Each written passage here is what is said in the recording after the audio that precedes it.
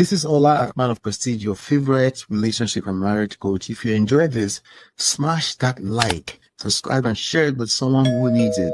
Be a part of the Prestige family. My wife Lola and I have written 2 powerful books, Get My Marriage Back and Number 1 Red Flag. Yours free at manofprestige.com.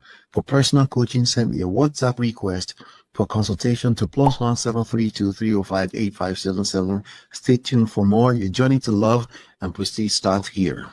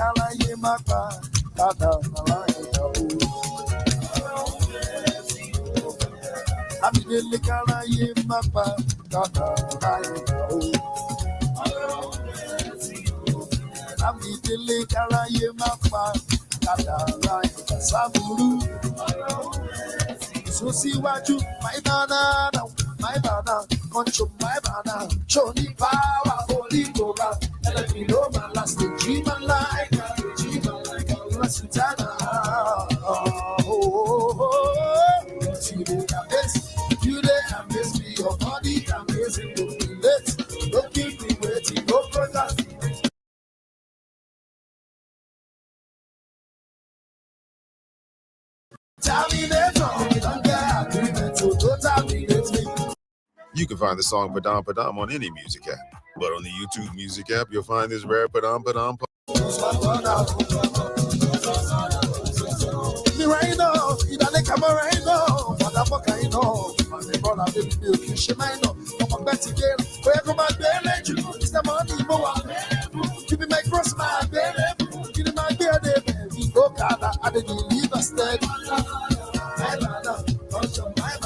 Show me power. Keep my life.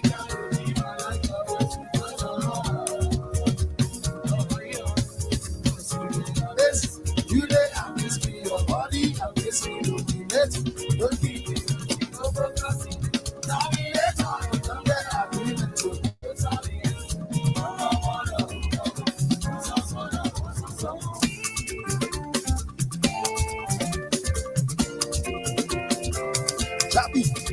Ọlọ́run kò dàbí ènìyàn àárọ̀ nípín, èèyàn ìbádàn bí olórí, wọ́n ìbá kéré kò bá sẹ́dẹ̀, wọ́n ìbá ṣayé má ti fẹ́, wọ́n ìbá torí ayé kòdò, wọ́n ìbá sáfẹ́fẹ́ dòwó, wọ́n ìbá pé kọ́rùn márùn-ún jábì, agbára ìbá pa wọ́n bí ọtí, àwọn ìbá ṣọjú ìjà sọ Ọlọ́run ṣọ́bẹ̀t, ènìyàn àárọ̀ nípín, ẹ má kú ìyàwó rẹ̀, ajá sáré owó jóná, ẹlẹ́dà ìgbàgbé, èrò ní eré ló ní sí wa o, ènìyàn fi ra ewé Ọlọ́run àjẹrà èdè lélẹ́lóye, erùpẹ̀ lásán ṣàlàjẹ́, irú Ọlọ́run ní kò sí o, ayé retí ẹlẹ́yà o, bíbo lẹ fi tolúwa sí o, òjò lóṣù dẹ́dẹ́dẹ́, èmi ò máa mọ bí tó máa rọ̀ sí o, lélẹ́lóye, ènìyàn àárọ̀ nípín, Ọlọ́run bẹ̀ lóde, àsọ̀rọ̀ máa yẹ ìwọ kọ́ ló dá mi. Ìwọ kọ́.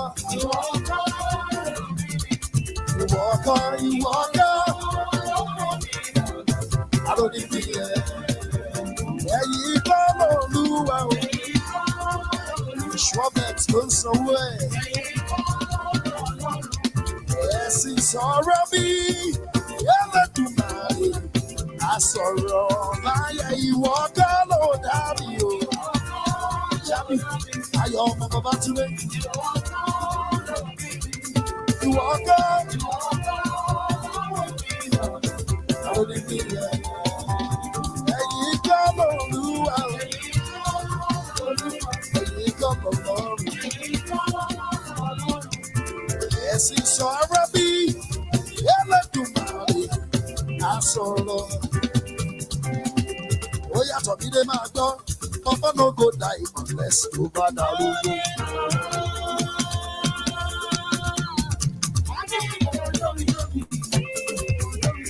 Kọ̀mídé mo bá lọ ẹni rẹ ni, àwòṣù ọbẹ̀ ajá ń sáré owó ń jóná. Ladies and gentlemen, welcome back. Welcome back. Welcome back. Welcome back. Welcome back. Good to see you all. I hope you guys are doing well. Let me make sure I'm on the right microphone. Let's change the microphone. Yes, welcome, welcome, welcome. How are you doing? Hope you guys are doing well. All right, we have a good show lined up for you today. We're going to be talking about KANDI Burruss and TODD, divorce, prenup, custody, threesomes, rise and fall. Sadly, that's what we're going to be talking about today. Welcome back. Do me a favor, hit the like button, share, subscribe, turn up your notifications so you're notified whenever we go live, whenever we drop videos right here on manofprestige. And I will be right back. This is Ola, manofprestige, your favorite relationship and marriage coach. If you enjoy this, smash that like, subscribe and share it with someone who needs it. Be a part of the Prestige family. My wife Lola and I have written 2 powerful books, Get My Marriage Back and Number One Red Flag, yours free at manofprestige.com. For personal coaching, send me a WhatsApp request for consultation to +1 732 305 8577. Stay tuned for more. Your journey to love and prestige starts here. All right, welcome back. Yes, welcome back. So yeah, today we're talking about, I'm going to be going through the stories of KANDI Burruss and TODD, what's his name? TODD Tucker, right? TODD Tucker. The divorce, prenup, custody, threesomes, so much in this story just in the last 2 weeks alone. So I've been meaning to come back here and talk about it, but honestly, I felt like I didn't have enough inspiration. Our audience here, most of us, probably 70% of us are in the abroad. Nigerians abroad, so sometimes I feel like you might not be interested in stories like this, but it's never really about the story, it's about the lessons. So this was, it's inevitable. I don't care if it's one person involved in it or interested in this story. I was going to cover the story anyway, okay? Because over here, we extract life and relationship lessons from trendy topics, okay? From trendy topics, we extract life and relationship lessons from trendy topics, and we tackle them from a self-power, social seduction, attraction, and emotional intelligence standpoint. So, and I know most of you are doing westernized type relationship, even if you live in Akure. I know most of you are doing that. So sometimes you're in denial about it, but that's the reality. All of you want to do Igbo stuff, but you want to be traditional when it's comfortable, when it's convenient.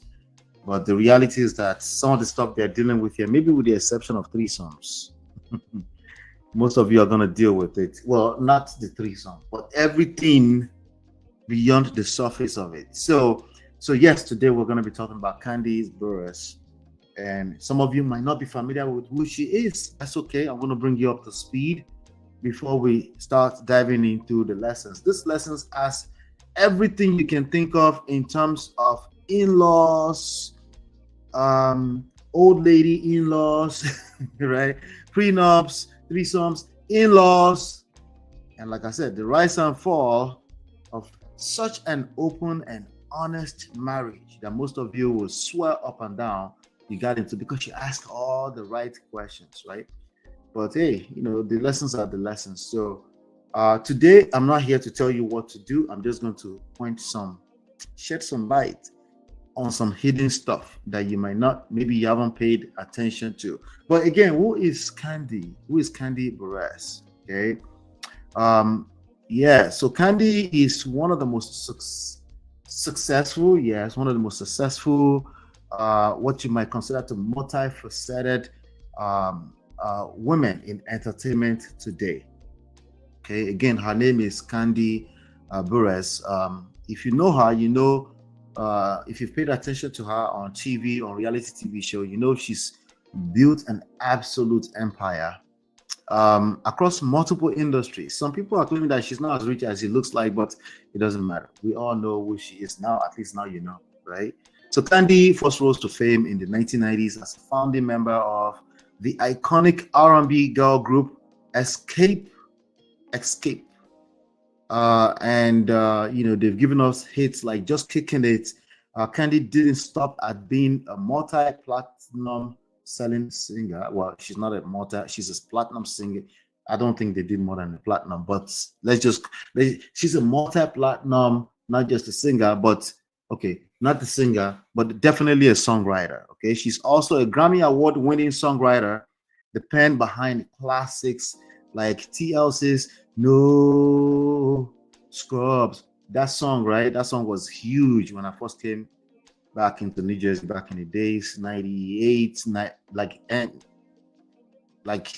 the ending part of the 90s, So also songs like Bills with Destiny Child. She's responsible for 2 big hits that most of you can probably remember. So now for over a decade, she's cemented her status as a cultural icon, as a main cast member of Bravo's hit reality TV series, The Real Housewives of Atlanta. Yes, Alana. Beyond music and television, Kandi is a powerful businesswoman with a diverse portfolio, including the adult, toy, and lifestyle. See, you notice I whispered at that point. Lifestyle brand Bedroom Candy and several Atlanta-based restaurants like Old Lady Gang. Old Lady Gang. We're going to be talking about that. Now, from the recording studio to reality TV and now to the boardroom, KANDI Burruss embodies what it means to be a modern mogul. Stay tuned. Stay tuned. We're going to be unpacking a lot today. Okay. So, but sadly, today we're talking a little bit more about the fall of her relationship that has built in the last 11 years. Hello, Chidima. Good to see you, Chidima. It's Sunday. I know I will see you. Welcome, Chidima. All right. So, yes, we're definitely going to be talking about KANDI today. But that's who KANDI is, just in case you're wondering. So, she's married up to now, but they're going through a divorce with a gentleman called TODD. All right, so now let's get into it.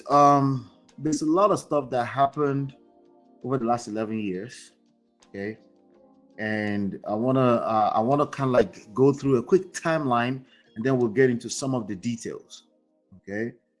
Some of the timelines. So I'm going through some of the timeline that essence.com has on there right now. So just a little bit, just some highlights, you know. Well, remember I said she's also part of the group Escape, right? All right. So Escape was a group that was signed to the great what's his name? Now his name has escaped me. So deaf. Jermaine Dupri. Okay. All right. So but according to essence.com, April 2015, KANDI is seen carrying their son Ace. The couple were able to conceive him through IVF. Okay. So she got pregnant around about that time.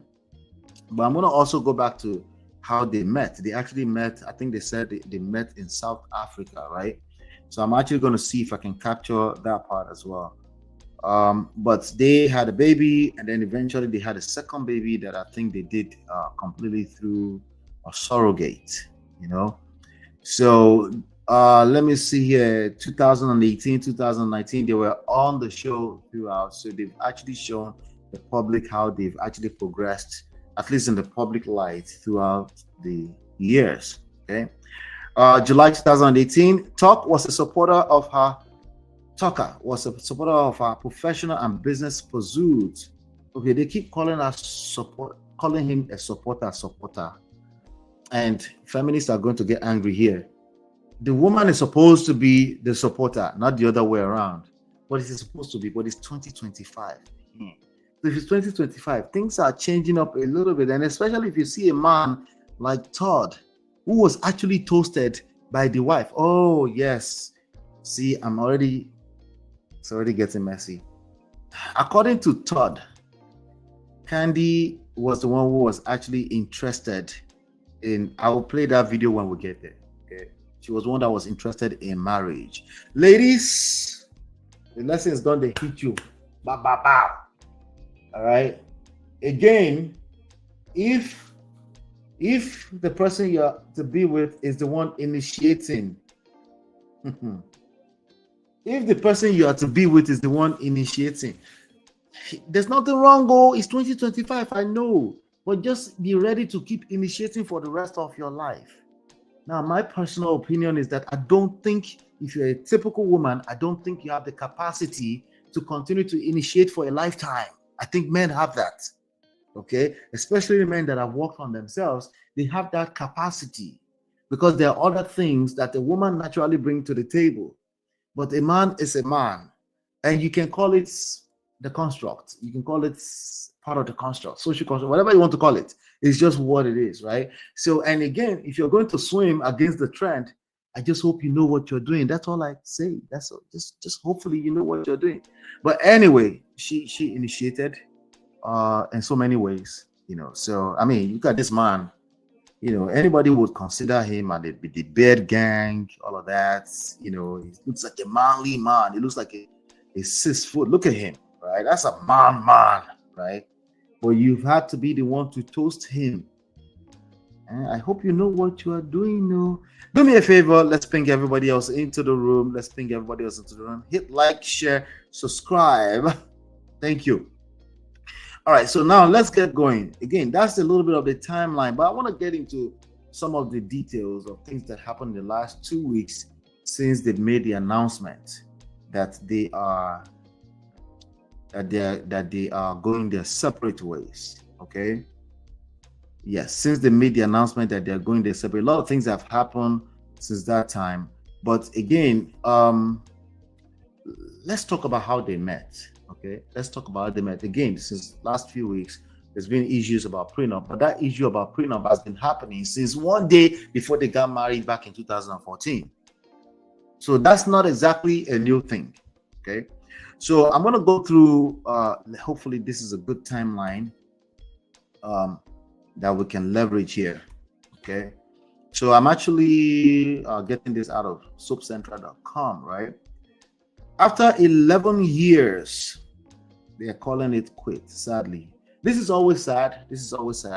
But you and I can get some lessons out of this. Some of the things we can avoid, because I know you're a lover person. You're a hopeless romantic. And you want to do this right. And you think marriage is beautiful. And one day, someday, you want to do it right if you haven't done it yet. Or maybe you're already doing it and you're noticing there's some friction, unnecessary friction you don't know what to do with. That's why I'm here, okay? To shed light on a couple of things. Then maybe you can take 1 or 2 lessons and use it in your personal life, okay?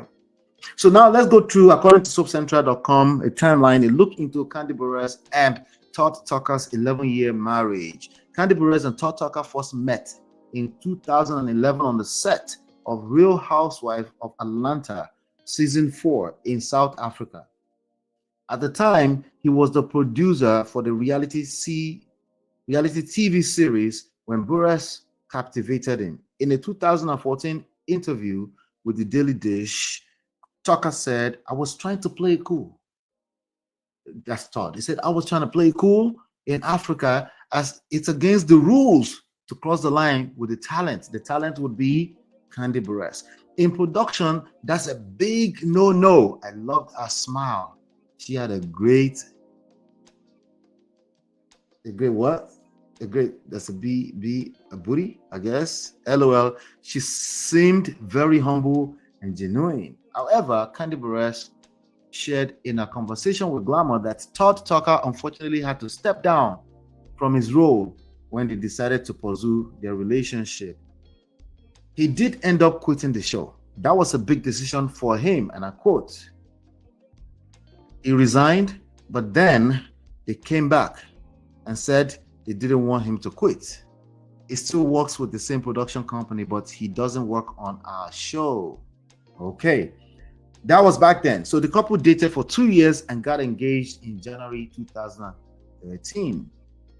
I think he popped the question though. In April the following year, they got married. He popped the question, but then whose idea was the marriage? That's the question. Now, at the time, the reality star expressed her affection for her husband through her interview with Bossip when she was asked how she knew he was the one. Wait, what? How she knew he was the one? I guess that's a valid question for a lady, right? Let's keep going. I don't want to nitpick too much, okay? We really enjoy being around each other. We have fun. He motivates me. This is KANDI as the man of the, no, sorry. I didn't mean to say that. I was about to say as the man of relationship, but no. This is KANDI as KANDI, right? We have fun. He motivates me. He's 100% supportive of me and everything I'm doing, and vice versa. I'm the same with him. He's very affectionate and he's good looking. Okay, so in 2013, we're getting through it. We're in 2025, right?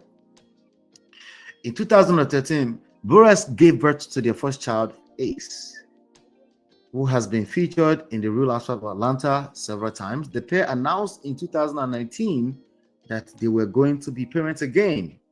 And via surrogacy this time. In the reality program, the alum confessed that they were expecting twins. Sadly, the surrogate lost one of the embryos. Okay. And I quote, I was sad at first, but then I just had to be grateful that the one made it. She had it. You have this guilt and sadness, so it's a joyous yet interesting. All right. So that's just a quick speed up to 2019. We're getting through it, right? All right, ladies and gentlemen, what time is it? 5:25. I'm going to pay some bills, and I'll be right back. This is Ola, man of prestige, your favorite relationship and marriage coach. If you enjoyed this, smash that like, subscribe, and share it with someone who needs it. Be a part of the Prestige family. My wife Lola and I have written 2 powerful books, Get My Marriage Back and Number 1 Red Flag, yours free at manofprestige.com. For personal coaching, send me a WhatsApp request for consultation to +1 732 305 8577. Stay tuned for more. Your journey to love and prestige starts here. All right, welcome back. So why are we talking about KANDI Burruss and TODD? Because sadly, about 2 weeks ago, she's filed for divorce. Let's listen to this video on the Shade Room, and then we'll take it from there. Says, Candy, it's good to see you in good spirits with so much going on. I'm sorry about you and Ty. Okay, so yeah, I've been going through it. Life has been lifing me. Okay, I filed for divorce on Friday, and yeah, right now it's a pretty crazy time. Anyway, Ali says, will you do a speak on it about current news? Yeah. All right, so there you have it. So that was the first time she would say publicly, I think this is some kind of Amazon show, Amazon Live, yes. And she said, yes, I filed for divorce, and she had been going through it. All right, so let's keep listening. Well, yeah, I guess, yeah, eventually. And me being the Taurus that I am, I like to keep those moments to myself. When I was on Housewives, I really couldn't keep moments to myself when I got upset, so y'all would catch me crying. But in real life, you know, I don't really like for those moments to be shared with the world. I am up and down. And to be clear, yes, I filed Friday, but, you know, this is something that... Okay, so she says she filed, and a lot of ups and downs are probably to be expected, right? But let's keep going. Let's keep going. Wait, let's keep going. Has been brewing for a while. So all the times you've been seeing me online like, all of that means nothing. I've been going through it, y'all. We'll talk about more of that later. I don't want to be sad right now. Ola Jones says, all right, so that was the announcement that she made. After deep thoughts, she made another statement. Well, the statement she made before the video you just watched was this right here. Hold on 1 second. Okay.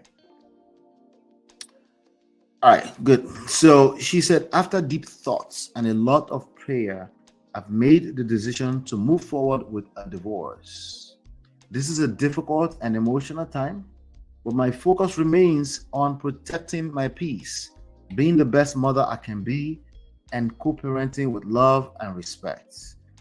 I'm stepping into a new chapter, pouring into my work, my family, and my own growth.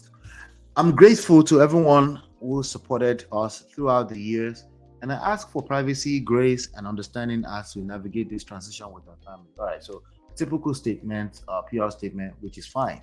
But here's the thing, right?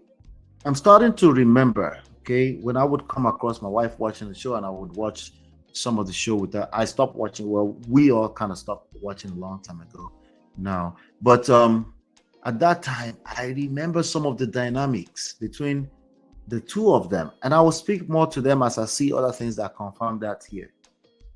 Okay.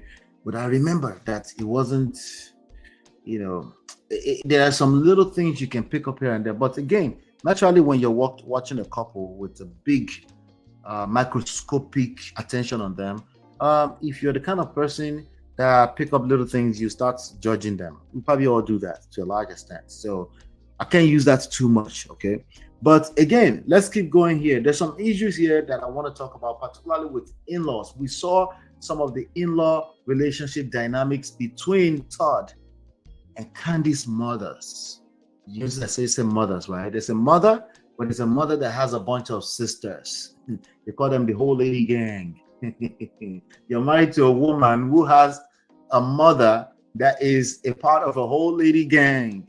Now, to be fair to Todd, that has to be what's the English I'm trying to say? That have to have been the hardest thing that he's ever done in his life. But we saw some of that dynamic on TV too. So I'm going to talk about that. I'm also going to talk about how to navigate in-laws. Because honestly, Yoruba people say, ìyàwó burúkú, some are not burúkú ni ó ṣe. Just don't end up with the worst type of in-laws, because they will make your life miserable if you don't know what you're doing, especially if you don't know what you're doing. All right, so let's get going here again. We're talking about KANDI Burruss, Todd, the divorce. We still got to talk about the prenup. It's a custody issues going on, threesomes. All right, so let's keep going. Let me see here. So next on my list here, I have I think I have a video I want to play. Okay, let's see if we can pull that up. No, before the video. Okay, let's see here.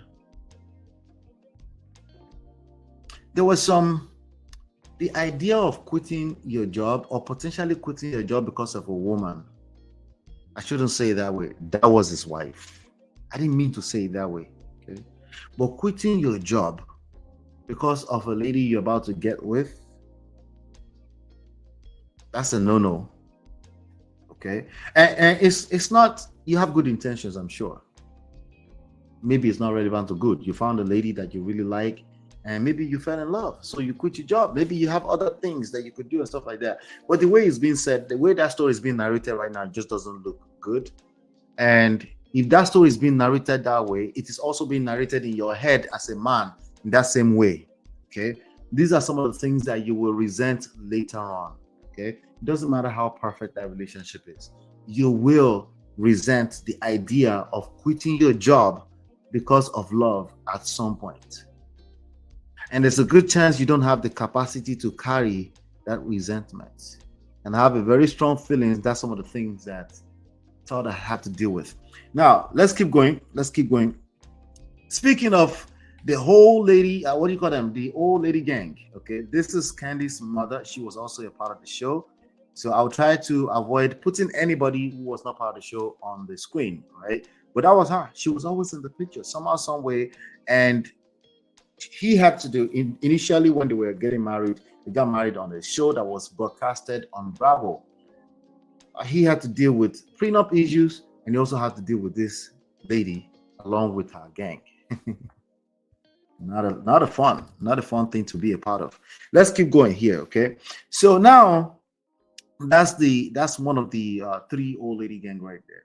Not only that, they created restaurants off of their name after a while. So this guy didn't have much going on, it seems, right? Because then he had time to start partnering up with Kandi, because there's nothing wrong, right? It's just your lady, right? And if you're secured in yourself as a man, there's nothing wrong. You could partner with your lady, and you can just, she's the one making all the money. She's the money maker, and you can be the money multiplier. Yeah, that sounds so out of order, but I'll get back there. So KANDI Burruss discovered Todd Tucker was talking to what? To other women? All right. Let me just go into this. Right? So remember, there's prenup issues, right? We haven't really gotten through the prenup issue yet. But there's this exclusive on people.com, right? This exclusive came just a few days ago. I'm going to get to that in a second here, but there's another exclusive that was on that I found on Us Weekly, okay? And I think I want to also cover that one as well. Hold on one second. Let me pull it up right now. Yes, on Us Weekly. Okay, Real Housewives of Atlanta alumni or alum KANDI Burruss, ex-Todd Tucker demands primary custody questions prenuptial agreement. So let's get into that. Okay. So remember, Kandi filed for divorce. Okay. Nothing new. 70% of divorces are initiated by women in the Western world. We men, we resent it. We can't stand it. We're both hurt about this idea because at the end of the day, you signed up for a lifetime. Hey, babe, we signed up for a lifetime. So why would you just get in the middle of life and then decide it's over, right? I know in the future, someday we will have the type of contract where it can expire every 2 years and you can renew it like your driver license. I know we're all talking about it, right? All of you want to have your cake and eat it too. I get it, right? But we're not there yet. And since we're not there yet, and you chose not to wait until we get there, so you signed up for this thing called marriage, and then 2 years later, okay, this one is not 2 years later, this one is 11 years later, right? But 11 years is very small compared to a lifetime, right? And then you decided that it's over. I get it. You want your cake and you want to have it, but don't worry about the man's narcissistic controlling behavior yet. We didn't get there to that part yet, okay? Plus, why did you assume that's the case? Okay. Anyway, so we have Us Weekly is reporting. It says, Real House of Atlanta alum KANDI Burruss, estranged husband Tucker, is demanding primary custody of their 2 kids in divorce court. You want to get a woman angry, try to take her children away from her. You want her, I know, in your fantasy, in your fantasized world, your idea was like amicable. We're going to do this amicably. Nobody has to get dramatic. We're just going to go our separate way. You do your day, I do my day. Right? After all, we're adults. That's what we're supposed to do. But see that woman that's talking right there? It's like, oh, me to have sense. I can think logically like a man. Think like a man. Shout out to Steve Harvey, right? That woman, you want to get her angry and stop thinking like a man or stop being logical, just try to take her children away from her. No. Yesterday, you're right. 2 days ago, she told you, doesn't have to be, we don't have to contest anything. We're just going to go to court and everybody's going to be happy and live happily ever after. Marriage is not do or die. Again, try to take her children away from her. Not just that, don't stop there. Go to court and file a petition or a response to a petition trying to take her children away from her. So what do you mean? So we can't file for custody? Well, you can file for custody. What we're talking about here is primary custody. Also, even if it's 50-50, right? Anyway, on Wednesday, November 26th, Tucker filed a response to the divorce petition that Burruss filed. He said their 2 children are currently in his care and residing within Georgia, while Burruss, 49 years old, handles out-of-state work obligations. Oh, because one of the drama that I saw on one of the most recent clips from that show is actually Todd bitterly complaining that KANDI has not been around, has not been available to the family. I'm just paraphrasing, but something to that effect. Okay. Now, according to Us Weekly, Todd, 52 years old, noted Burruss' work obligations, and I quote, will continue to require her to be away from the children for at least the next several months. So if it's just several months, you're asking for primary custody for just several months? Forever, ever? Which one? So he pleaded for primary custody. His filings noted, and I quote, the parties have been working cooperatively in an effort to resolve all issues, and Todd remains committed to continuing those discussions good faith. Now the question is this: did they share this information with KANDI before? Say, hey, just let you know, babe. Maybe they stop calling themselves babe. I'm about to let you, so you know, I'm about to file this paperwork. Did they agree on this before he submitted it as a response? Your guess is as good as mine. Probably not. So of course, KANDI is probably going to bust that into some tears and like, how dare you try to take my children? How could you try to take my children away from me? Anyway, but you were being logical like 2 days ago. Amicable, everything is going to be resolved amicably, no issues, right? He's committed to working cooperatively in an effort to resolve all issues. All of that sounds good on paper. Trust me. Anyway. Are we there? Are we there yet? No, not yet. Not yet. So Todd said, in the hopeful, unlikely event that they are unable to reach a custody deal, he will be seeking primary physical custody. So he's not asking for that upfront, but he's kind of asking for it. I'm not sure. I'm just reading from us quickly. He'll be seeking primary physical custody, joint legal custody, and final decision-making authority. He proposed that KANDI, and I quote, KANDI having substantial time and meaningful access to the children. Okay. Then his lawyers praised KANDI as a mother.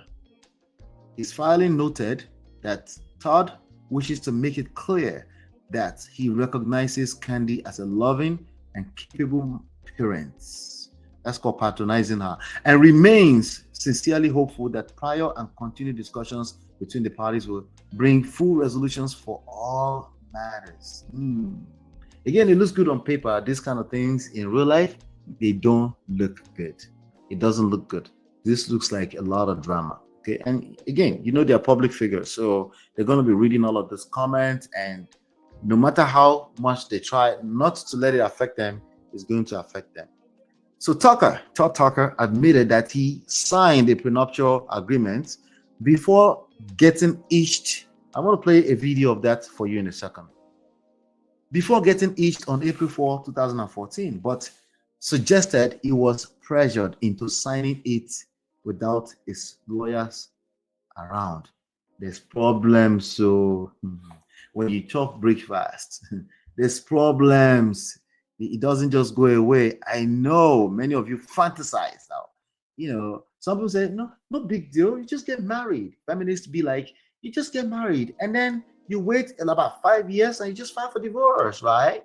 You know, and then you make everybody happy and everybody just go away. You did your day, I did my day. Good luck with that. Again, you sign up for a lifetime with the person and then you call it quits. I agree. It should be, marriage is not a do or die. Just let it go. In fact, I advise all my brothers all the time. If you don't want to do, you don't want to do too. If you know they're in the mood, you two know they're in the mood all of a sudden. Why? Because you have self-respect. Okay, it might be tough. It's easier said than done, but you have self-respect, and there are options. You might not see right now. Yes, it will hurt, but you have to let go. It has to be a mutual thing. You have to want to be there together. Okay, it doesn't mean it will always be rosy, but overall, it has to be something you want to do. If somebody wants to go, let them go. Let them go. It doesn't have to be a permanent decision, but you can make it a permanent decision if you're holding on tight to them and you don't let them go, because that feels like a true bondage. Let's keep going. However, Tucker's lawyer said the agreement was presented, the prenup was presented to Todd without Todd having counsel, even though KANDI, then counsel, had communicated previously with Todd's team regarding a potential prenuptial agreements. This is gonna get very, very dramatic. We're only 2 weeks in. Just 2 weeks in. They're only 2 weeks in, and this is already super messy. All right, so let's see here. Now, despite that knowledge, and I quote, despite that knowledge, KANDI's counsel presented the final agreement to Tucker for signature immediately before the wedding ceremony. So let me see if I can pull that up. Right about now. Before we do that, it's 5:44. Let me pay some bills and I'll be right back. This is Ola, man of prestige, your favorite relationship and marriage coach. If you enjoyed this, smash that like, subscribe, and share it with someone who needs it. Be a part of the Prestige family. My wife Lola and I have written 2 powerful books, Get My Marriage Back and Number 1 Red Flag, yours free at manofprestige.com. For personal coaching, send me a WhatsApp request for consultation to +1 732 305 8577. Stay tuned for more. Your journey to love and prestige starts here. All right, welcome back. So let's play this video, and you can see this is the one day before the wedding. Now I will stop it at every 15 to 30 seconds because I don't want them to flag the video for copyrights. Okay. Hey, how you doing? How you doing? Nice to meet you. Okay, you can hear that. Okay, I'm going to dissect this every other second or so. It said, "Nice to meet you." He's about to sign a prenup with a team of people coming into this. Now, this is the video that allegedly KANDI is presenting as the proof that he did not sign this prenup under duress. Okay. Now, in the first place, gentlemen, of course, this is your responsibility, right? You can't just be signing stuff with people that you're meeting for the first time. A legal document, you can't do that, right? But let's keep going. They might say, "Oh no, but his lawyer was there."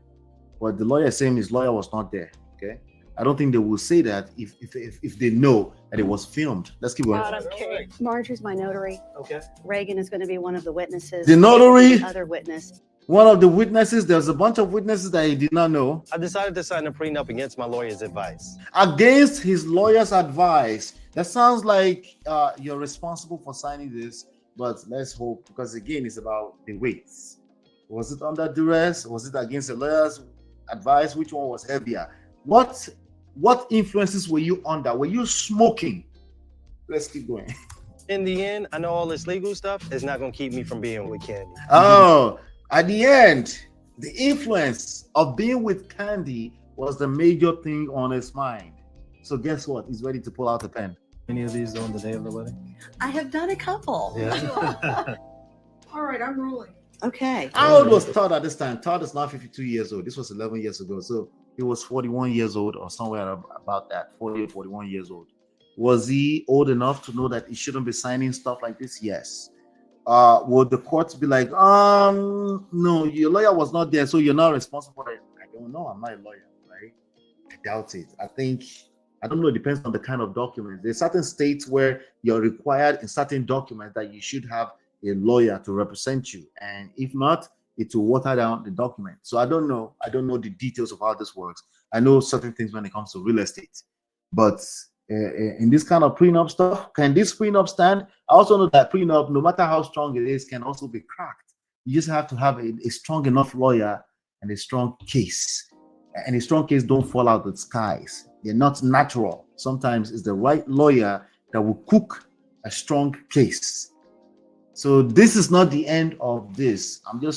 It's been 2 weeks. I've been meaning to talk about this. So I said, let's talk about it today. Okay, ready. This is a video recording of the execution of the prenuptial agreement between KANDI Burruss and Todd Tucker. You acknowledge the— Well, it's being filmed on a national TV show, and then you are talking to a video recording at the same time. I mean, obviously, there's 2 layers of video recording here. Will a judge look at this and be like, "What are you guys doing? Who do you think you're kidding here?" Right? Okay, this was a staged acting. Okay, he did not have his lawyer there. That's what they're claiming today. had a sufficient amount of time and opportunity to fully consider the prenuptial agreement and to request changes to the prenuptial agreement. Yes. Can we at least have 1 black people in the room when he was signing this? Maybe it was just KANDI by herself. You understand that you're giving up your rights to periodic alimony, lump sum alimony, alimony, and You understand you are giving up your rights for what? What? changes to the prenuptial agreement. Yes. You understand that you're giving up your rights to periodic alimony, lump Periodic alimony, you're giving up your right? sum alimony, Lump sum alimony? alimony in kind, attorney's fees, What? and rights to periodic alimony, lump sum alimony, alimony in kind, attorney's fees, and expenses of litigation. Attorney fees, expenses of litigation. The only reason why they're signing that this nigga was broke at this time. Do you have to marry a KANDI? Property settlement, equitable distribution, and community property. Keep in mind, we're talking about this today. It's been 11 years. They've been in the marriage. They have 2 kids together. They have 4 kids in total because it's somewhat of a blended family. He brought 1 child. She brought 1 child. They built a life together. They built businesses together. But real estate together. But now they ended up in a place of divorce. And now she filed for divorce.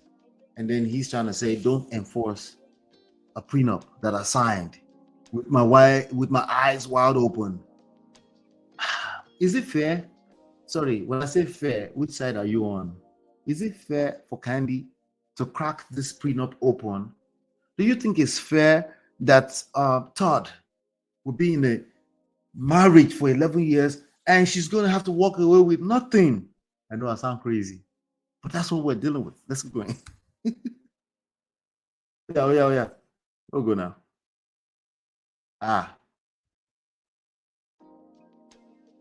Uh-oh. Let me make sure I'm still live. Am I still live? I think I am. What happened to the video? Okay, here we go.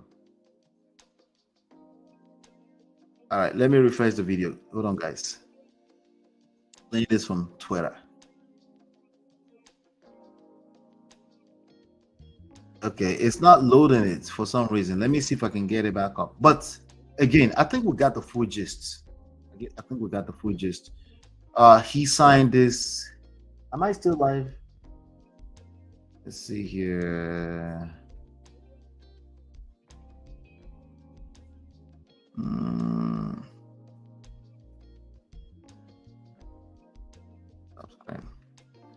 All right, let me go ahead and put this.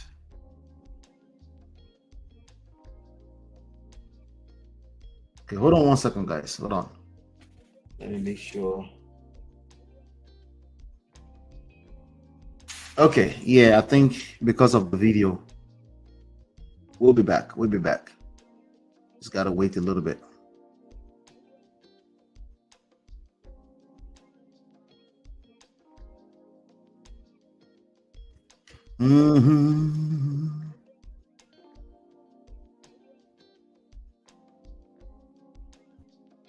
Am I still live? Am I live? Let me see. I'm live, actually.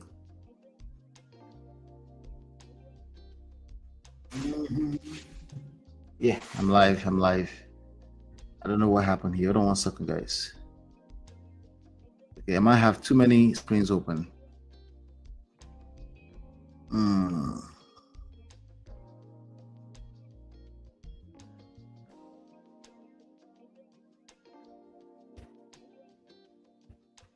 All right, let's see, share. Okay, I'll be right back, guys. I'll be right back. This is Ola, manofprestige, your favorite relationship and marriage coach. If you enjoyed this, smash that like, subscribe, and share it with someone who needs it. Be a part of the Prestige family. My wife Lola and I have written 2 powerful books, Get My Marriage Back and Number 1 Red Flag, yours free at manofprestige.com. For personal coaching, send me a WhatsApp request for consultation to +1 732 305 8577. Stay tuned for more. Your journey to love and prestige starts here.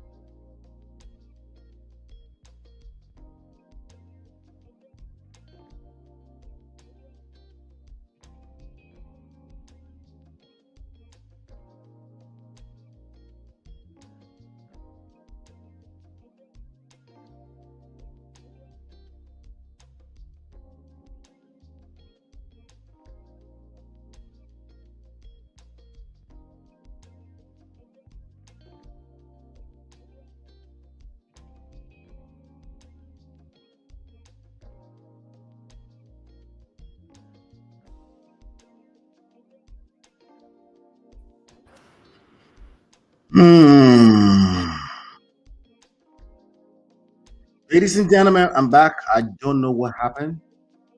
All I know is that everything hung. But hey, technology, right?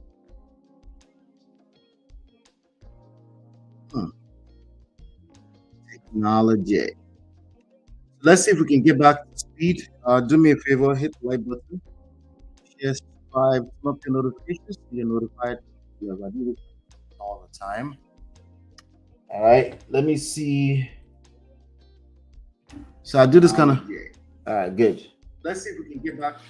So I do this kind of content all the time. If you are getting value out of this, please do share. Hit the like button. Thank you. All right. So make sure you are a part of a family. The split views makes it even to multitask. What? I think Chrome might have been pushing out an update in the middle of my show. I don't know.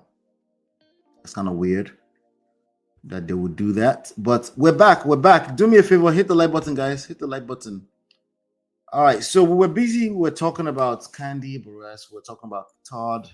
We're talking about TODD signing a prenup under duress, even though they read to him clearly that you're about to sign your life away.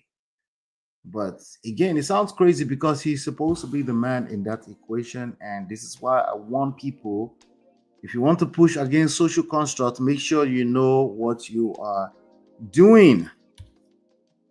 Okay? When I say know what you're doing, it's not as simple as you can think, you have logic. It's not as simple as any of that nonsense. Okay?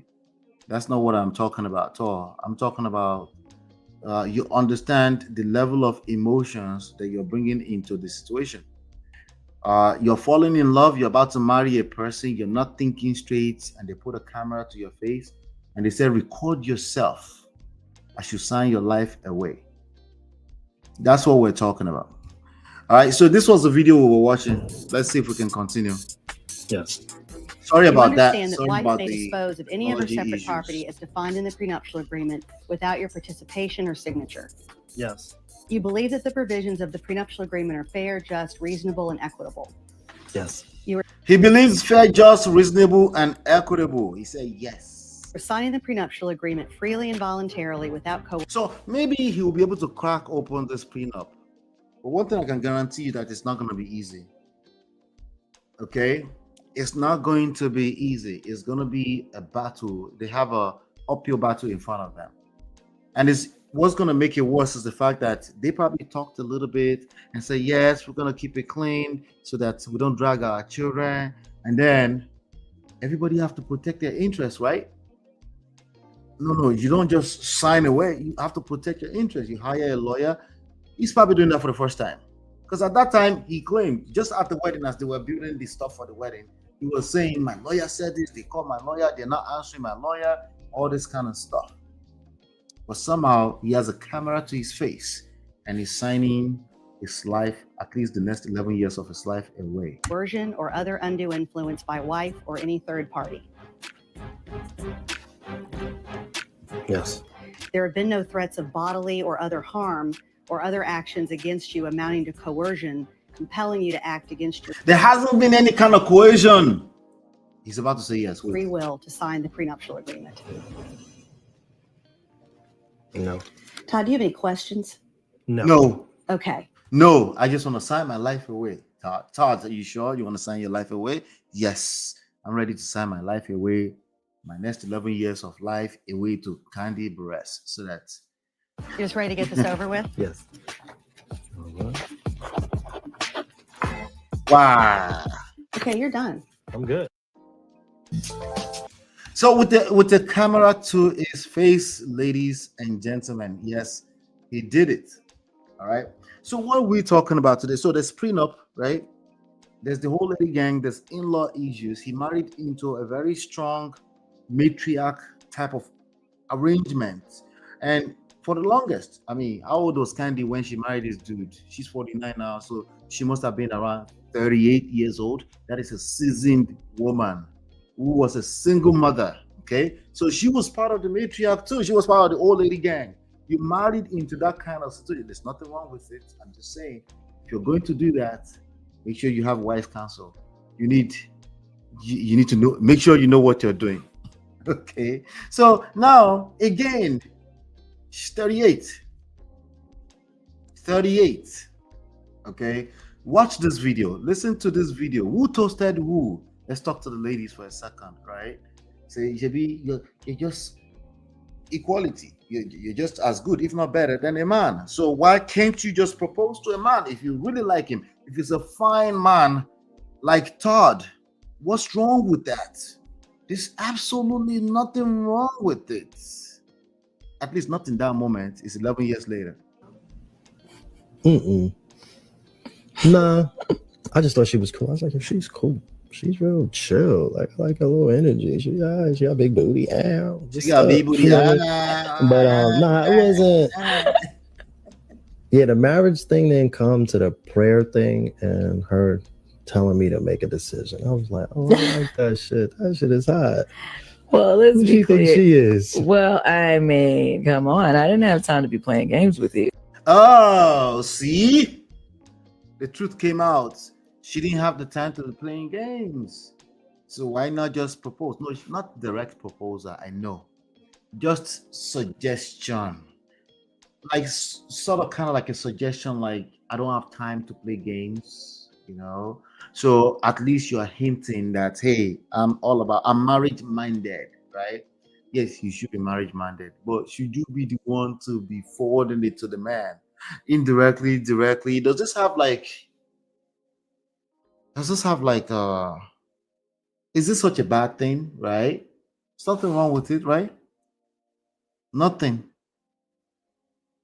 What do you think about marriage? This was on Black Love. They were on Black Love at one point. Yeah, they were on Black Love, just like Remy Ma and Papu. Just like some people that have been on that show that were doing Black Love. I mean, there's nothing wrong with Black Love. They were trying to celebrate love so more people can get married and build generational wealth, legacy, those nice things that comes with family, Somebody said, dang, Todd thought he was the prize.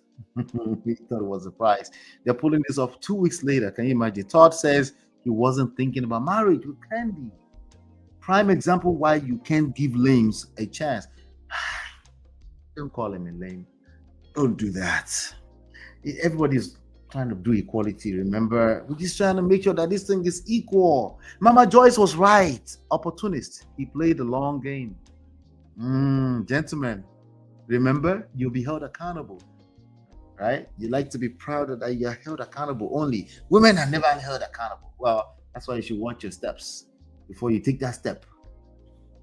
The correct answer was, I was happy to marry her.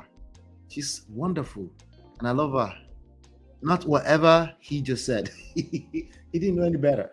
That's why they just called him a lame at 41.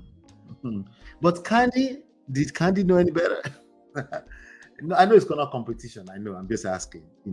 It doesn't seem to love her like she loves him. Did she really love him, or did just wants to get married? That's another angle. Or she just wants to get married at 38. Anything. He's a fine man. He seems like he has his head on his shoulder, straightforward guy. He tells the truth. As he sees it is how he tells it. Like, for example, this truth he just told us. That, it was our idea, right? Wait, what? Nah. The truth was, let's call a spade a spade. I just thought she was cool. I was like, she's cool.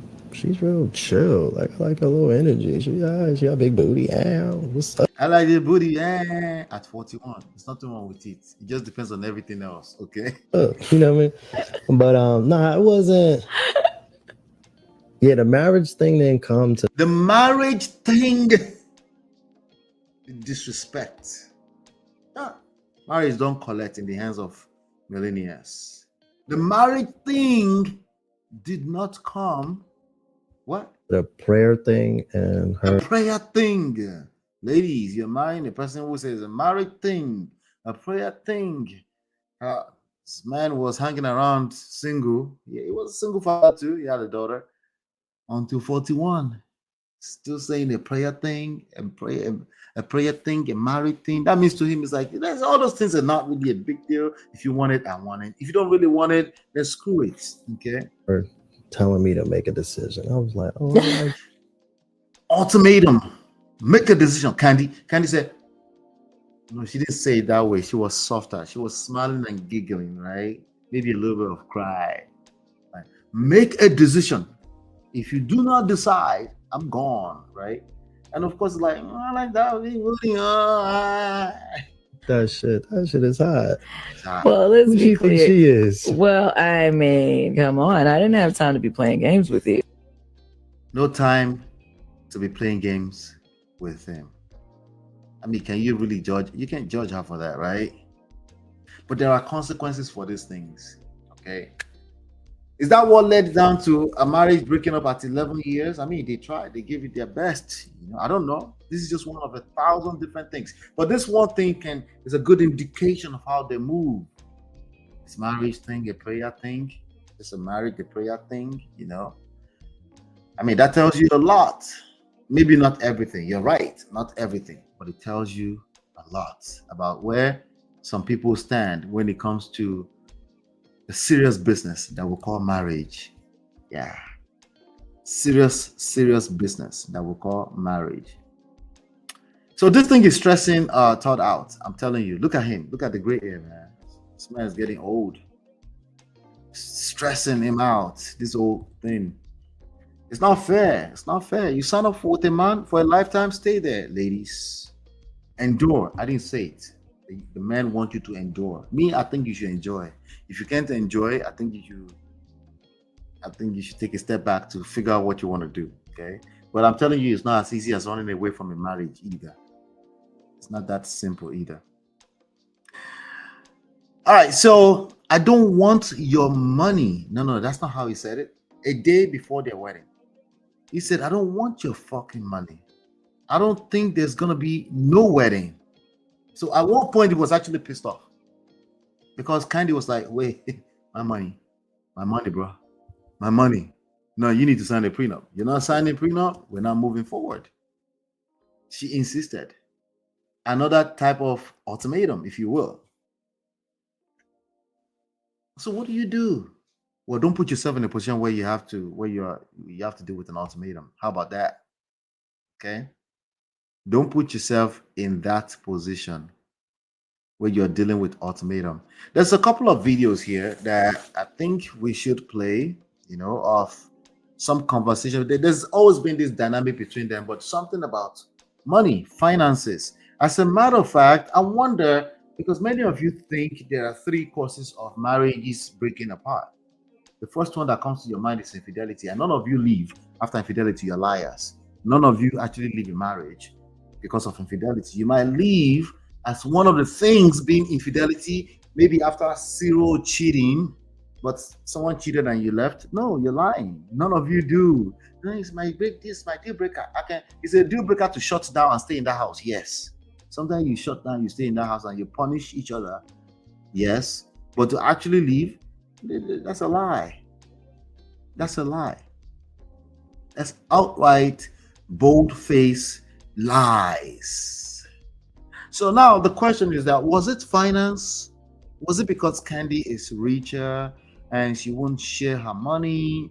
No, this guy. So they started having this conversation, some kind of podcast that they were doing, and they would talk as they were doing their hairdo. I want to play some of that. Maybe we can pick 1 or 2 things from this one. Says, the caption on this one says, why was Todd always, hold on 1 second. Why was Todd always so pressed about combining their finances? Your guess is as good as mine. Lesson, I want you to walk away. Don't put yourself in a position where you're desperate for marriage. Number one, you stay too long hanging out in the street thinking that God's time is the best. You're still right. God's time is the best. But sometimes what you're calling God's time is just you and your bullshit. Okay? And you're not willing to be accountable to the fact that you've been hanging around for a couple of decades and you're not married, in spite of the very fact that you actually want to get married. I'm not talking about people that don't want to get married. So don't come with not everybody's supposed to get married. I already know that. Me, I know that. As a matter of fact, I think half of you should stay away from marriage. I'm talking about those that really want to marry. They've actually put some kind of effort into it, but it hasn't worked. But they're not willing to say circumstantial. I need to look at the situation. I need to have somebody look at the situation, see maybe I could learn one or two things. Maybe there's an area of improvement. What they do is they're in denial and they come out into the internet street to come and tell us, remind us what we already know, that not everybody is supposed to be married. I was not talking to you. I'm talking to people that want to be married, but you've been hanging around for a couple of decades, but it's not happening. Okay, maybe you can pinpoint one or two things, but you feel like somebody can look at this for you. Those are the people I'm talking to. Okay, so if you're hanging around for so long in the streets and you want to be married, yes, you're going to put yourself in a position where you'll be desperate, or even if you're not desperate, people would think you're desperate. Every small move every small mistake you make, they will think you're desperate. Whereas all of us make mistakes in life. But guess what? You know who's allowed to make mistakes? Younger people, because they got time. They got time, but even them, they don't have time, because when you stay around and you're hanging around, you're making all those mistakes, you're collecting traumas. You're collecting woto. There's no free breakfast. You pay a price for it, and that price is not always tangible. Sometimes it looks like this, where somebody is saying, "Hey, I'm 38, I got no time." So now you're like, "I'm not being coerced." No, but really, no, it's not really. It's not a real ultimatum. But no, I'm about to sign a prenup at 38 and 41. A prenup that was never really properly assessed. I didn't even have money for a lawyer to look at it. I just like, yeah, just gonna sign it. 11 years later, you're still as young as 52 and 49, and you're going through divorce. And now it's dramatic. And your young children, they now have to see all this mess because they're smart enough to see what's going on. That's what we're talking about. Those are the lessons. So first lesson, don't put yourself in a position where you will be perceived as desperate, or you're desperate, or you're actually desperate. Same thing. Perception is reality, because you do not live in a cave. Social intelligence. Other people are looking at you, they're assessing you, they're making a judgment. Their judgment of you will have an impact, will influence your judgment. Don't put yourself in that position. And if you're already in that position, well, good news. You woke up today. You have another chance to assess things and see how you can make it better for the rest of your life. But if you're in denial, it gets worse. I promise, Allah, it gets worse. Let's listen to this video. Of course, I don't think it's right when men be trying to take half of the women. I don't think it's cool. Like, I feel like a man should always be a man and be able to handle his own or whatever, right? She doesn't think it's fair or nice when the man is trying to take half of the woman. Wait, what? That's something that the manosphere would typically say. Why is KANDI saying that? Jesus Christ. So, if so you gained your money while the man was with you, and he nurtured you, he helped you, gave you ideas, he was a part of that, that progression. You don't think he should get anything? You did it. Don't sound right either. What is he? Nobody said she did it all. Well, no. I'm just saying, you with your husband right now, right? So say he's like, you should do this. He's like, boom, boom, boom. Let's work on this. Like he's setting you up. He's organizing you. He's getting your shit right. You sound like a Wendy Williams situation. Not the Wendy Williams example. She said, you said like a Wendy Williams situation. Oh, I don't really know that thing, but I'm just saying that he helps you blow up. Well, I'm saying because he was like her manager, right? He helps you blow up. You became KANDI Burruss because you were not as popular as this 11 years ago, right?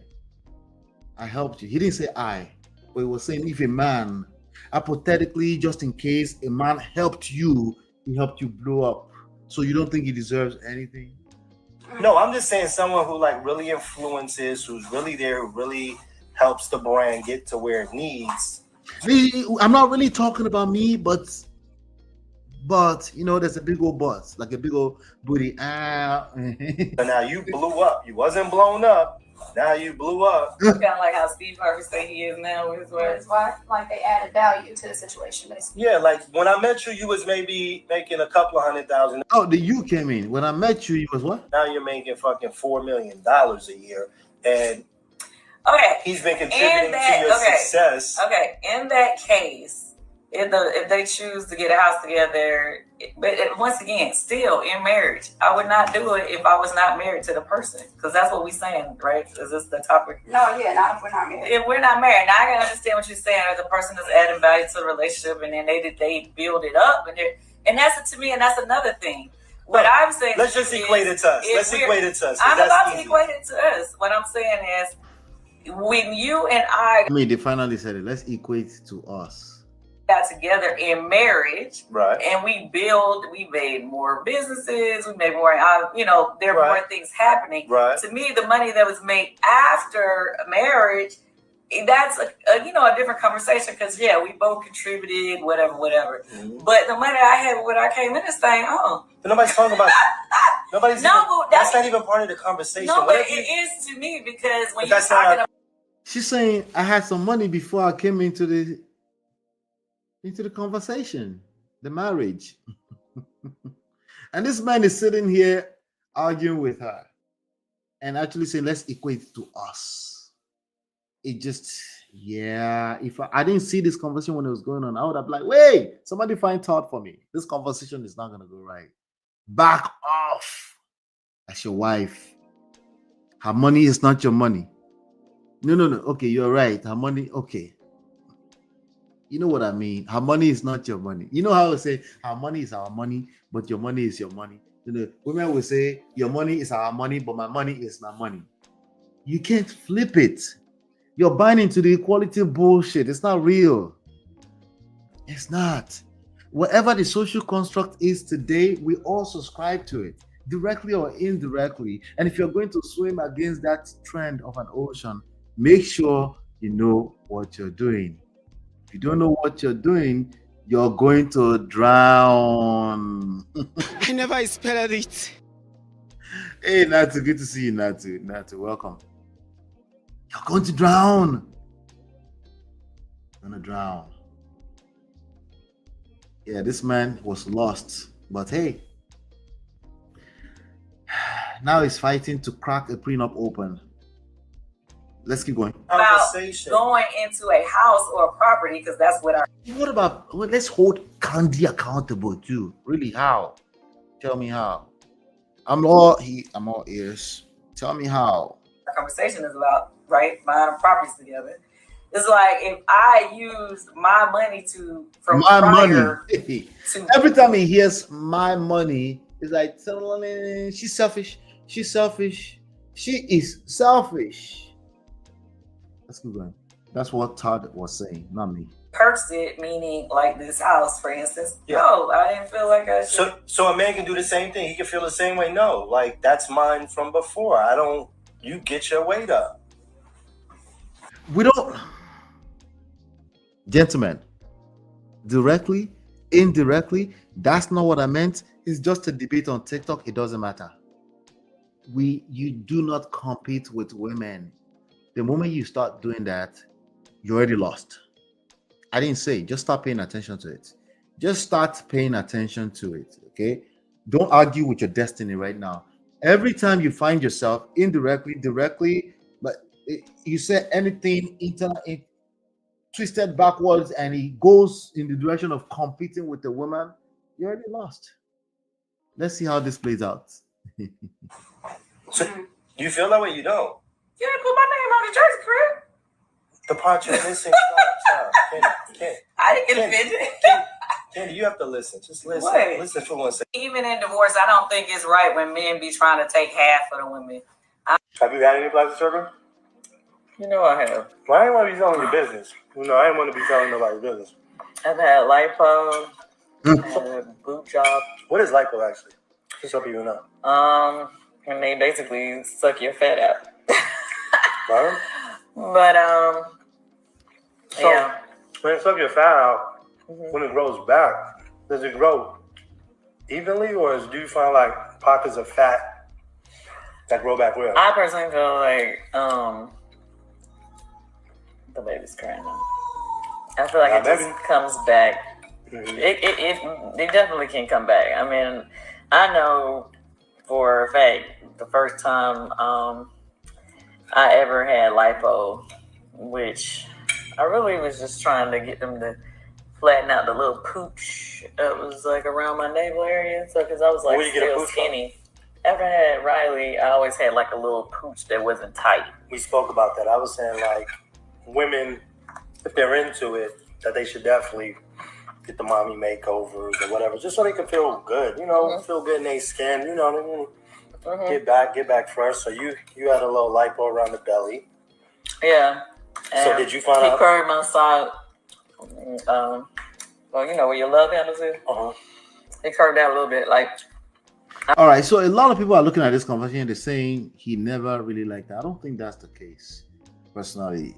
Somebody said, "I hope this existential love she deserves and has longed for finds her lovingly and expeditiously." Somebody said, "This is very uncomfortable to watch. He doesn't love her, or doesn't like her. I pray she finds peace. It was opportunist from the very beginning." I can't tell that from this video. Maybe they know. Maybe they're fans. I can't tell that from this video. I see a couple having a comfortable conversation. She seems quite comfortable. But also the little bit I've seen of Kandi on TV, she seems like if she's not comfortable with something, she will speak up. So I don't know, but people are going to interpret what is not really relevant. Somebody say, "Wow, I've never seen this before. This is so embarrassing for a husband to try to embarrass or get a laugh with his wife on camera." Wow. Here's a lesson. I always say, men don't listen, women don't lie. Well, it's just a figurative speech. Bottom line is that if more than enough women feel like this is a problem and embarrassing, maybe take a clue out of that. Success leaves clue, right? Success leaves clue. I don't know them, but he low-key a hater, putting his woman on the spot. So I say he's a hater because he's sassy and wants to be the chosen one. Sadly, there are a lot of men like this who are jealous of women because they want to be them. Remember, perception is reality. If you're married to women who think this way, it doesn't have to be truth or lie. Don't put all your energy in trying to see what is truth or lie. Just listen to what they're saying, and if it doesn't make sense to you, well, make some sense. Okay, this is how they feel. They don't appreciate being put on the spot. Now, the fake masculinity in you might be like, okay, but so we should just know it's just social intelligence. Okay, this is going to be the least of your issues. You have much more stuff to worry about as a man, but some of you will probably not listen. Think about marriage at all? So I'm gonna be real with y'all.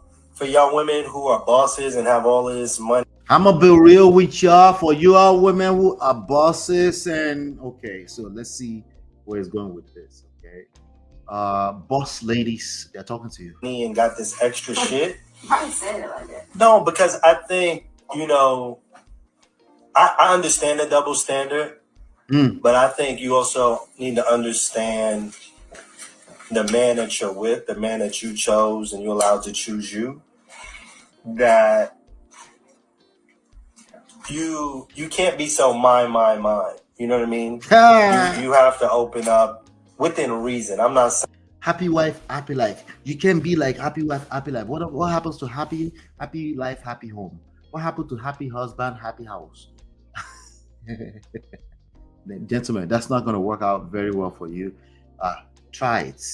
Don't argue with your destiny. Just try it. Okay, it's probably just going to get worse for you. So shouldn't we hold them accountable? No, it's not worth much. First of all, I have a good wife at home.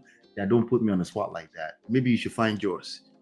But no, I don't have time for that. Okay, what you need to learn is how to move like a man, so that you don't have to worry about figure of speech like happy wife, happy life. You don't have to worry about if you marry a woman who was rich, right? That's a heck of an imbalance. You're gonna have to figure that out. Or hopefully you have wise counsel, because yes, she's going to move in a certain way that she's the boss lady. If you don't have the capacity, you don't have it. But if you end up in this kind of conversations a couple of times too much, yes, you might end up in a divorce. Yeah. Yes, even though if you're a good guy, yes, a good guy with a good character, all of that. You follow Kevin Samuels and all of that. You're red-pilled. You try to do the right thing. You're six-figure earner. All that bullshit. In spite of all of that, it doesn't add up. Okay? You're probably going to end up creating the opposite of sexual polarity. It's only a matter of time before she dumps your ass. Guess what? Rightfully so. I'm not talking about Todd, because I don't know the full details. But if we're talking about just this one thing I'm saying right now, rightfully so, because clearly you lack game and you don't know what you're doing. If she's in this conversation should have ended at the first 2 minutes. If she's talking about her money, I'm going to spend her money anyway. Okay? and her money doesn't make me. For some reason, I don't get to spend her money again. I make my own money. Okay. But because of circumstances, I'm married to somebody who makes more money than me. It's not really a big deal. It's a big deal for an average man. Don't get it twisted. Our ego is stupid like that. But it doesn't have to be a big deal if you know what you're doing. But for an average man, clearly like Todd, yes, it's going to become a big deal, and people will not be able to put it into exact words the way I'm doing right now. It's just going to be confusing. Like, what's the big deal? Okay, I make my money, so what? Okay, so where's the problem? It's emotional. It's emotional issues. Okay, but guess what? You're probably going to be the person that will be like, let's put the emotions away from me. Let's just be logical about this. You got to listen. No, she's not listening. She is speaking. She feels like feelings. Precisely feelings. She feels like it's unfair for you to come into her life and be telling her how to spend her money. Well, I don't like when y'all be saying my. Well, she's saying my. What are you going to do about it? You're the man, right? What are you going to do about it? Let me guess. You're going to have some coconut head until everything falls apart. Is that your fault? No, it's irrelevant if it's fault or your blame. The result is what you should focus on. The result, you have single-handedly, together, jointfully, is that a word? Created is what you're looking at. Deal with it. Saying, going by no niggas, no Bentleys and doing dumb shit. But you got to invest in y'all and y'all future. And you got to let your man feel like a man in those scenarios. You gotta let your man feel like a man. Red flag. Gentlemen, when that comes out of your mouth, suck it back into your mouth. You need a woman to make you feel like a man. Feel. That's it right there. You already lost. Why should there are many other men that enough, not majority, but enough men that feel like a man without needing the woman to make them feel like a man. She's a good-looking lady. Yes, quote unquote, she should do the right thing and stay with her husband for life. But she might not. It might not be that simple. Maybe this same attitude is showing up in other aspects of the relationship where you need her to make you feel like a man. Listen, ladies, it's true. You ginger us. You make us feel better. You make us feel more like a man when you admire us, loyalty, respect, all of that, right? Yes, but it should be a bonus. It shouldn't be the core. The same way, men, we are very quick in the modern men era to say like, happiness should come from inside you. You bring the happiness to the table. It's not my job to make you feel happy, even though that's a lie. But let's just assume it's a lie. It's the truth, right? In the same token, let's use that same logic. As a man, you need your woman to make you feel like a man. That's obviously coming from a place of weakness. That's not something we should celebrate. It can be a reality. Sometimes we're men, we're humans too, right? But I don't think that's something we should be highlighting like it's some kind of, we need to be careful with that. That's the point. We need to be careful. He just said it right there. And you can look at the face on the face that Kandi has on right there. I know she's doing a makeup, but that face looks like this man. The day I dump your ass with that bullshit talk, you need me to make you feel like a man. There are men in my DMs. maybe not. It doesn't matter. Okay. But this sounds like it sounds like nagging. Let's listen to it. Because with all the money that you have, you can end up by yourself. You know what I mean? Because at times that type of energy of it's mine.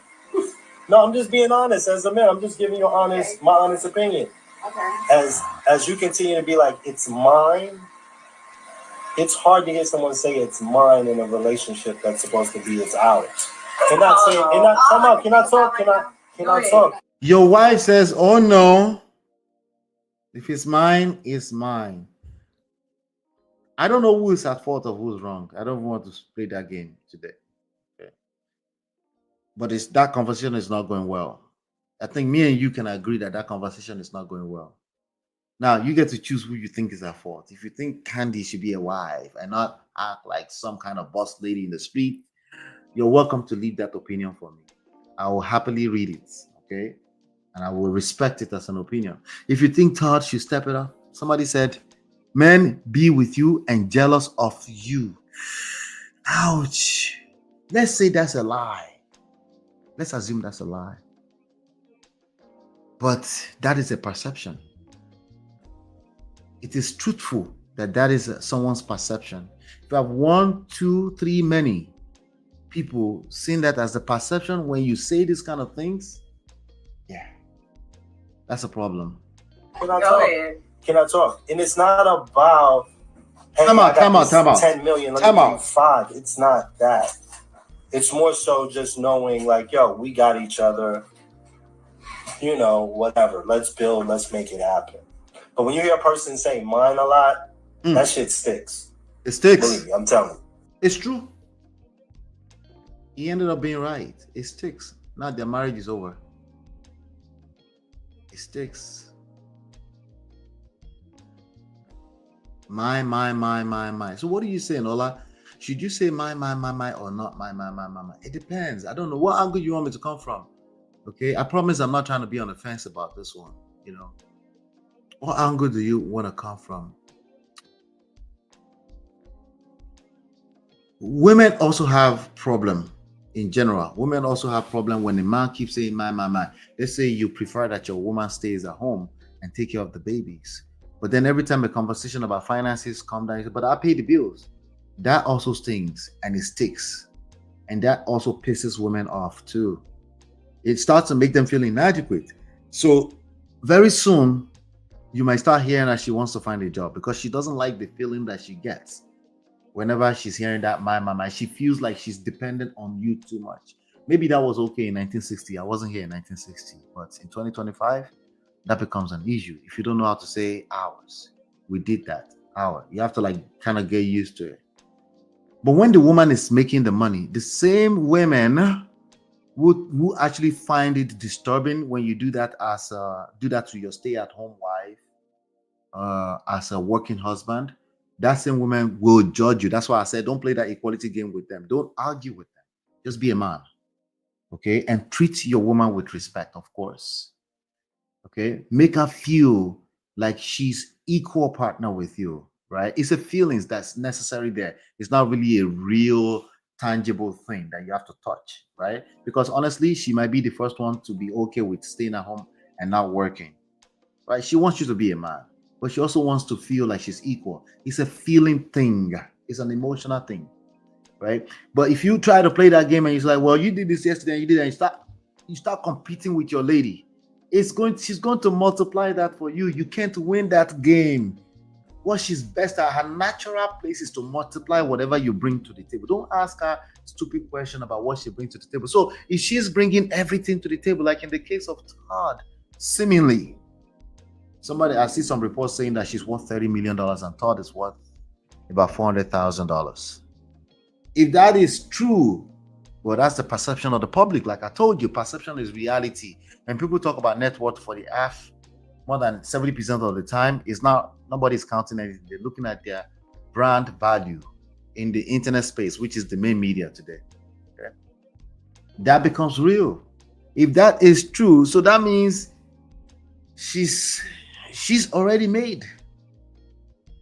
Now, should you get to a woman that's making more money than you, there's nothing wrong with that. Everything will be wrong with it if you don't know what you're doing. Faster, 10,000 times faster. So I'm gonna be real with you. You know, at least one guy every 3 months. That's all.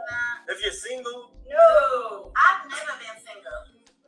That's not true at all, time. What you be thinking about? What I'm saying is, if you meet somebody, you kick it with them that's what I want to really differentiate. Candy, you gave me the. So I'm gonna be real with y'all. I want to look at some of these comments here. Someone says he's insecure about the lady he's with because she's more established than he is, but he knew that before he married her. Very weird energy from him. You know, Todd would have needed a mentor. I think he needs a mentor right now too, a coach and a mentor. Some of these things that he's doing are powerful. Sorry, I mistakenly clicked away. Let me see if I can find it. Oh my God. Yeah. Even in divorce, I don't think it's. Have you got any? What do you think about this? I'm gonna be real with y'all. Okay, all right. So I know for sure Kandi was picking up on his negativity. It's not just that. Again, the way you behave in certain things is how you behave in everything else. Okay. So it might not be this specific thing he's talking about right now, but it shows up. This attitude of always, maybe it's not even, like I said, it's not necessarily a matter of fault or blame, right? It's just the reality of the dynamic of the relationship they created. He's always finding himself in a place where he has to compete with his lady. The result of that is never good. In fact, that's a major lesson we should take away from this today. So now he's having to be on the other side of prenup. The usual story is that men will have prenups so that women will not come and take advantage of them. But he's ending up on the wrong side of history here. And it's not going to pan out too well. Because especially there's cameras, there's videos recording him signing these documents. So even if he ends up winning and cracking that prenup open, yeah, it's just going to be bad because his children, they have children together for a long time, hopefully, right? I remember on their wedding series, there was talks of a prenup, and I can remember if he signed it in the end, but it was a point of contention. At that point in time, ideally, I know it was probably difficult. Ideally, he should have taken 6 months before he gets married to her. They should have cleaned that up completely. One day before that marriage, and that's a disadvantage to Kandi, because she's the one with the money or the assets that needed to be protected. And marrying a person within 1 day of them signing a prenup is a no-no. It's a no-no. They can easily drag you in court for being under duress. Even if they don't win, they'll waste your time. It's just not good. Okay? And I expect people at 41 years old and 38 years to know that, personally. Someone said, but she had a whole 20-year career before they got together. How is she supposed to speak about earlier parts of her life? That was passive aggressive and odd as fuck. Exactly. So you're saying don't talk about my. But he, to be fair to him, he said that's not even part of the conversation. That's not the point, Todd. I know, trust me as a man, I know that wasn't part of the conversation, but women mix everything together. Everything is, all the boxes are connected. It doesn't matter, everything gets muddy, okay? Well, here you are, you don't know that, of course, because you have to prove your point. You need to listen. She's not listening. But she can listen, she's an adult. I know, me too, I feel that way. But it's not gonna happen, bro. All right, so but hey, we're looking at this reality. Don't argue with your destiny. This is what's happening right now. A man needs to be a man on his feet. It's not about how much money she's making or how much his money is making. You can make your money, she makes her money. If she's already rich, keep that shit separate. If she's already rich, keep that shit separate and be a man in that relationship. If she wants to mix things together, it needs to be her idea. It cannot be your idea. If it's your idea, directly or indirectly, it's going to backfire. That's a promise. That's a guarantee. That's what we're looking at. Let's build. That's a baby mama favorite line. Sir, you come into a marriage already built. I wish they would leave that mindset in the trash. This is not relevant to what is going on here. You actually do build together when you're in a marriage. That's the reality. But again, another thing that becomes reality is how you talk. Okay? See what she's doing there. She's saying, oh, let's just do it separately. They're going to have an apartment separate apart, but they'll be married. It's bullshit. Okay? Your life is entangled up. And marriage is not designed that way. This is just another way to bastardize what was okay. If you don't want to be married, don't be married. Don't come into marriage and be bastardizing it with let's put that mindset in the trash. What mindset? That you build together? The reality is that you will build together. The reason why I'm talking at thought this way is because she's the man, but it's not really the man at the same time. It's a confusion going on here, right? That's why I'm coming at him. But no, like they should keep that stuff in this. No. He probably needs to kind of have that mindset as a mindset. It's not necessarily the reality. And if you don't like that you're helping your wife with making her brand bigger, then just leave it alone. Let her build that on her own. And then when she builds that, she needs ideas from you. She rub mine, she cries on your shoulder every night. That one is perfectly fine. After all, you're married. But in terms of the tangible financial aspect of things, she had been building before you, and you can't stand her making all this money and potentially say my, then you need to allow her to say my, and let her do her thing. But just be her lover. Because she's going to require and expect you to be her lover, her best friend, and a partner at the same time. And that's very difficult to do if you don't know what you're doing, especially if she's richer. And it's not her fault necessarily. She probably doesn't realize what she's doing. And obviously you don't realize what you're doing. The combination of those two is not good. And that's what we're looking at. Somebody said the truth is that no one besides them knows what was really going on in their marriage. That's true. What I'm learning is that you can also learn, listen, and hear what you want. Do I agree with how he's speaking? No. And it should have been done in private. That's true. He has a camera to his face. He also did not know that part. That's a good point. I would say that women have to listen with support. Black men have shared that when Black women reach a certain level, it is very hard to be with them because they will throw things in your face. Do I agree with this completely? No, but there is a bit of truth. A marriage is a partnership. It should matter. See, this is the setup right here. I knew this was coming. She's saying everything correctly, but like she's saying, there's element of truth and there's dangerous element in what she's saying. Because if a man buys into this, he's going to compete with you, and then he's going to look like a wussy to you. He's going to look like a man who doesn't know what he's doing, who is asking for permission to be a man. That's what marriage being partnership looks like, just in case you don't know. Okay, marriage by default is a partnership. Leadership and partnership are not mutually exclusive. They can live together.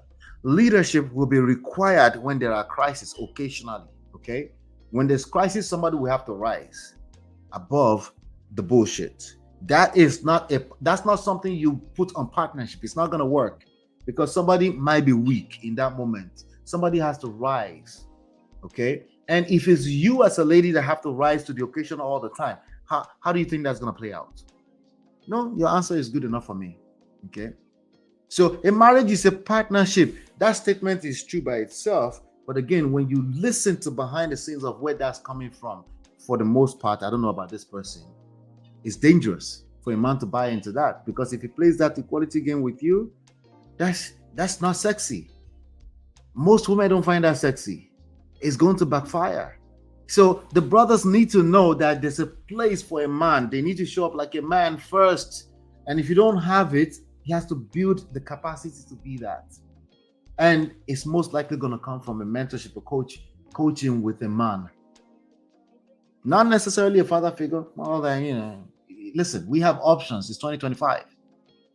Seek the wise counsel that you need. Because marriage being partnership is not going to be good enough when there's crisis. Because that's not what most women want. They want you to be a man. I'm not talking about you in particular, most women, okay? It shouldn't matter who was making the most money. If it were the reverse, woman would have a problem with the man saying, mine, exactly.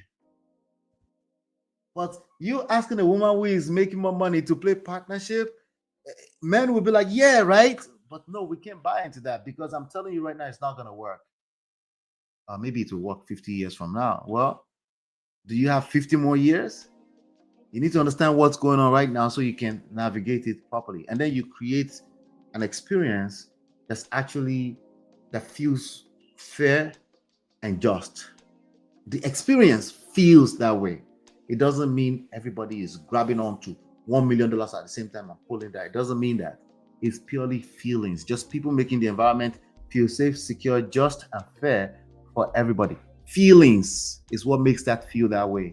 It doesn't necessarily. So if a man starts to playing that game with you, you're going to multiply it into chaos as a typical woman, because you don't feel safe, because it feels like a man who is jealous of you.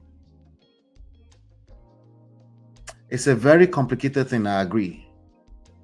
But let's everybody just stay in their lane, okay? Everybody stay in their lane. Find mentors, people that have done this right. Don't worry about professionals. That's not what I'm talking about today. Find mentors that have done it for a couple of decades and they're doing it right. Listen, you don't have to know the granular details of their life. Just ask a few questions. and be open-minded, and you will hear some things that will give you some insights. Don't like, it's really, when it gets down to it, it's about patience. It's about compromise.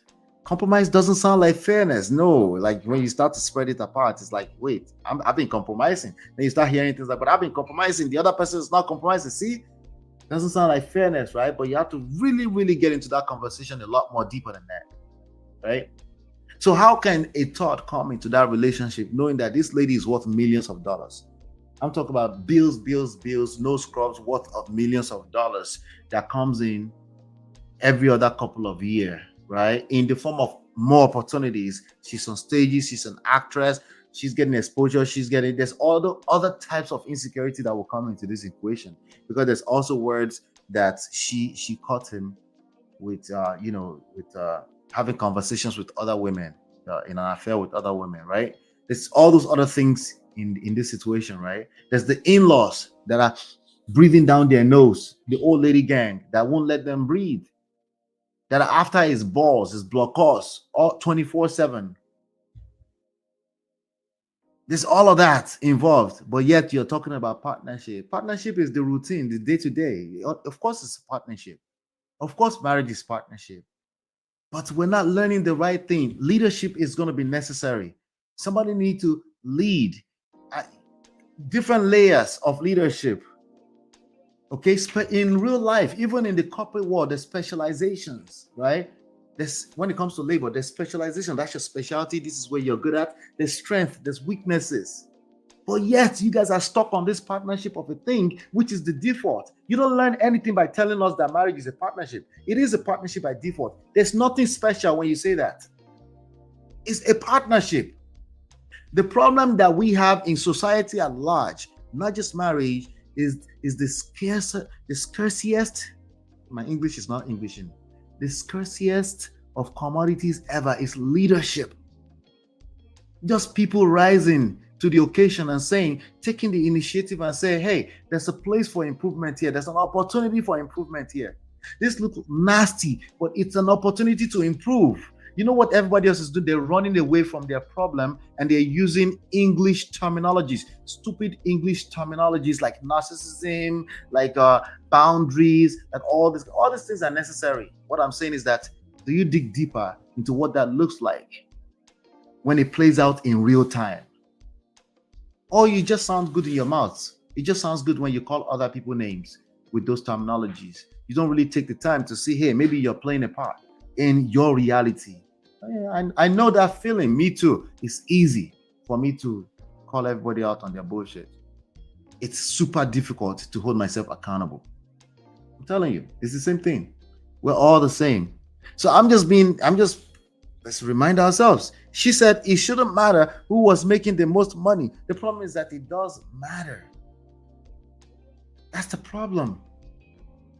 And that problem is not a real problem. It's an opportunity for you to learn how to mitigate that when that does happen. Because it might be making more money. It might be you married across the pond. It might be you married somebody from a different class of life. It might be you married somebody with something as simple as different personality. The same thing that created that sexual polarity is what you end up resenting when you get down into it. See, finish. You start taking each other for granted. This is inevitable in every relationship. There's no cutting around it. The only thing you can do is to learn how to mitigate the risk of this inevitable events. That's all you can do. No, everybody should be an adult. What do you mean? It's a romantic relationship. They're all children in it. What do you mean everybody should be an adult? What are you trying to tell me? You're the adult? You're right. Anyway, so he's a fear man. Shows insecurity and jealousy. Gentlemen, this is what you're going to see out there. If you don't be a man first, or at least have friends in your corner that will help you continue to maintain your frame, yes, you will be called insecurity and it will take on a life of its own. And if you go there and say, oh, he's not, and start arguing with your destiny, it becomes the reality because you're basically manifesting it. Okay. It was living in our shadows. I don't know why married are then. So I said, bye, Todd. Go and deal with your feelings of inadequacy and insecurity. It is harsh, and no one can make a man feel like he's not a man. That's true. That's true. But it's half truth.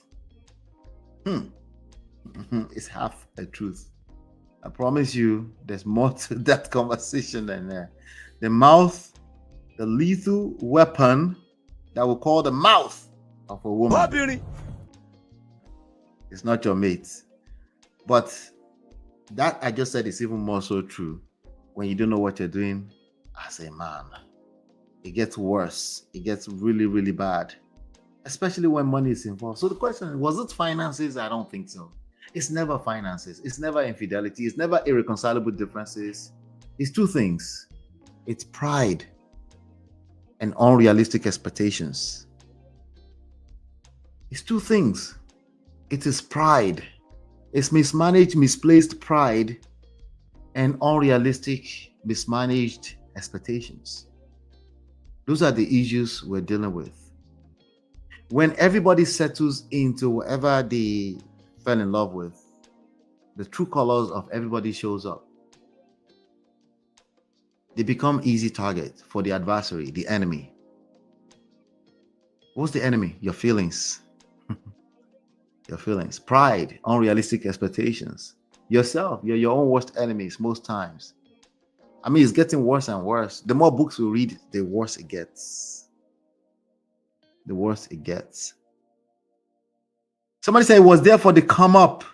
Oh, that person is feeling for him. That's a setup, gentlemen. Don't do it. Don't play that game with these ladies, okay?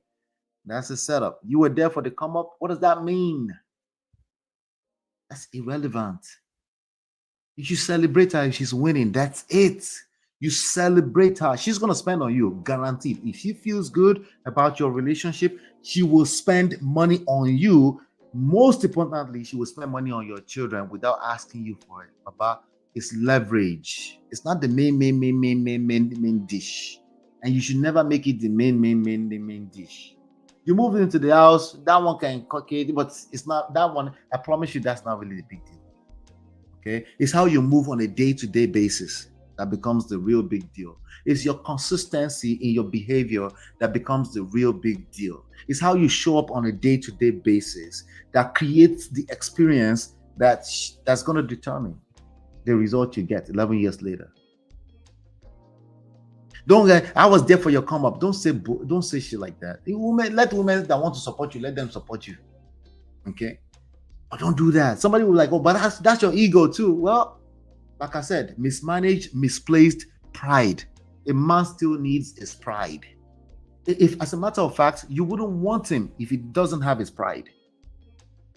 But if it's mismanaged or misplaced, he's going to be playing this equality nonsense with you in the name of it's just an argument. It's not a big deal. Just be an adult. Why are you in your feelings? We had that conversation 2 days ago. Yes, she will be in her feelings because she don't trust you. She feels like you're jealous and insecure. Yeah, but you're not jealous and insecure. You missed the point. Feels like you're jealous. She feels. The key word is feeling. She doesn't care about anything outside of her feelings. She can use any words to support that feeling, to justify that feeling. It becomes your reality, and now you have to deal with that mess. Not just through this divorce, for the rest of your life. For the rest of your life. Divorce doesn't end it. It doesn't. Okay? This is just going to be another traumatic experience for them, sadly. It's sad to see.